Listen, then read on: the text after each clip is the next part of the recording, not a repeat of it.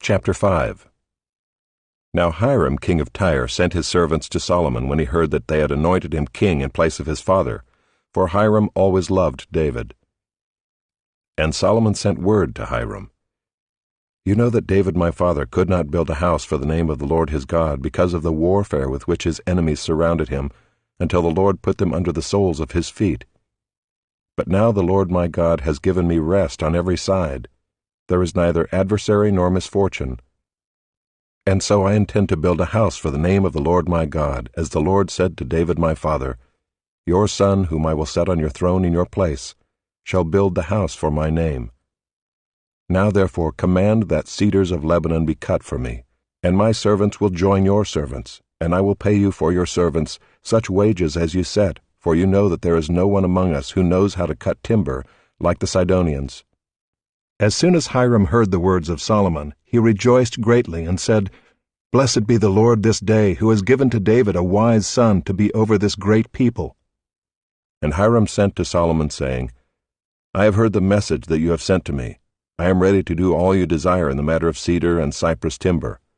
My servant shall bring it down to the sea from Lebanon, and I will make it into rafts to go by sea to the place you direct.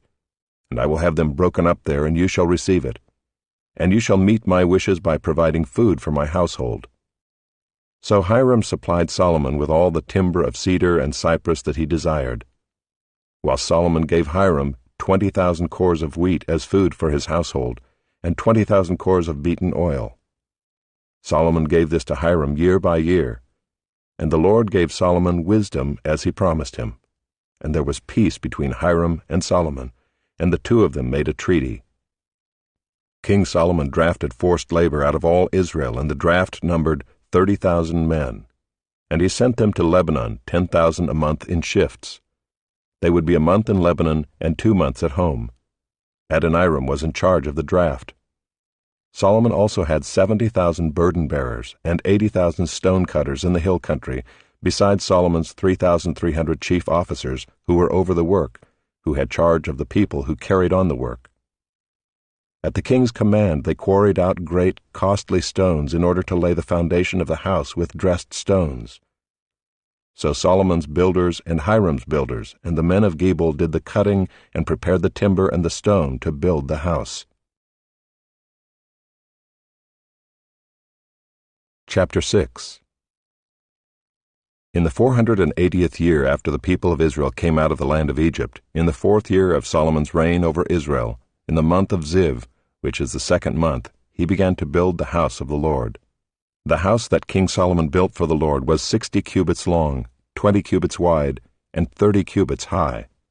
The vestibule in front of the nave of the house was 20 cubits long, equal to the width of the house, and 10 cubits deep in front of the house. And he made for the house windows with recessed frames. He also built a structure against the wall of the house, running around the walls of the house, both the nave and the inner sanctuary. And he made side chambers all around. The lowest story was 5 cubits broad, the middle one was 6 cubits broad, and the third was 7 cubits broad. For around the outside of the house he made offsets on the wall in order that the supporting beams should not be inserted into the walls of the house.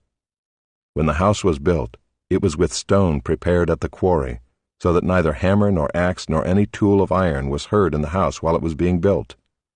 The entrance for the lowest story was on the south side of the house, and one went up by stairs to the middle story, and from the middle story to the third. So he built the house and finished it, and he made the ceiling of the house of beams and planks of cedar. He built the structure against the whole house, 5 cubits high, and it was joined to the house with timbers of cedar. Now the word of the Lord came to Solomon, "Concerning this house that you are building, if you will walk in my statutes and obey my rules and keep all my commandments and walk in them, then I will establish my word with you, which I spoke to David your father. And I will dwell among the children of Israel and will not forsake my people Israel." So Solomon built the house and finished it. He lined the walls of the house on the inside with boards of cedar. From the floor of the house to the walls of the ceiling, he covered them on the inside with wood, and he covered the floor of the house with boards of cypress. He built 20 cubits of the rear of the house with boards of cedar from the floor to the walls, and he built this within as an inner sanctuary, as the most holy place. The house, that is, the nave in front of the inner sanctuary, was 40 cubits long. The cedar within the house was carved in the form of gourds and open flowers.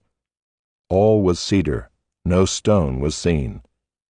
The inner sanctuary he prepared in the innermost part of the house, to set there the ark of the covenant of the Lord. The inner sanctuary was 20 cubits long, 20 cubits wide, and 20 cubits high, and he overlaid it with pure gold. He also overlaid an altar of cedar.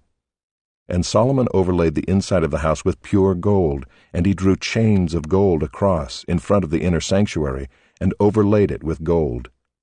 And he overlaid the whole house with gold, until all the house was finished. Also the whole altar that belonged to the inner sanctuary he overlaid with gold. In the inner sanctuary he made 2 cherubim of olive wood, each 10 cubits high. 5 cubits was the length of one wing of the cherub, and 5 cubits the length of the other wing of the cherub. It was 10 cubits from the tip of one wing to the tip of the other.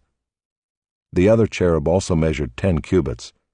Both cherubim had the same measure and the same form.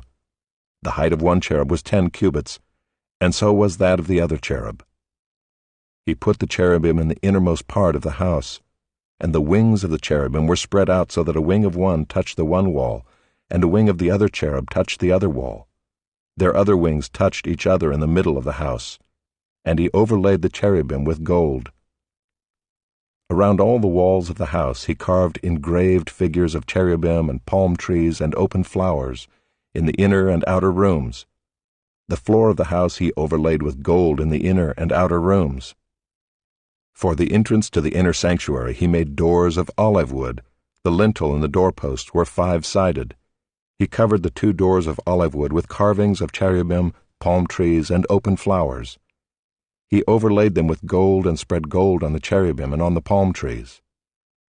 So also he made for the entrance to the nave doorposts of olive wood, in the form of a square, and 2 doors of cypress wood. The 2 leaves of the one door were folding, and the 2 leaves of the other door were folding. On them he carved cherubim and palm trees and open flowers, and he overlaid them with gold evenly applied on the carved work. He built the inner court with 3 courses of cut stone and 1 course of cedar beams. In the 4th year the foundation of the house of the Lord was laid in the month of Ziv, and in the 11th year, in the month of Bul, which is the 8th month, the house was finished in all its parts, and according to all its specifications. He was 7 years in building it.